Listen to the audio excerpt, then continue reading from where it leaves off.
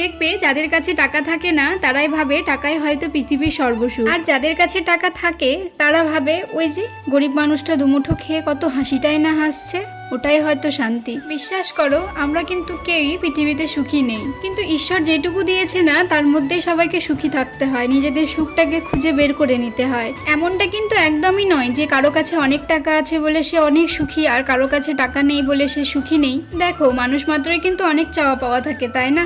তাই কারোটা দেখে মন খারাপ করে নিজের সুখটাকেও বিসর্জন দিয়ে তো কোনো লাভ নেই। এই যেমন ধারণা, এই জিনিসটা যদি আমার থাকতো, ওই জিনিসটা যদি আমার থাকতো, এই সমস্ত চিন্তাভাবনাগুলো করতে করতেই না মানুষ নিজের যে সুখটা থাকে সেটা চিন্তাভাবনা করতেই ভুলে যায়। দেখবে যখন একটা জিনিস পাওয়ার আশায় থাকি, ওই জিনিসটা পাওয়া মাত্রই আবার আমাদের নতুন করে একটা আশা তৈরি হয়, এটা যদি হতো, ওটা যদি হতো, তাই না?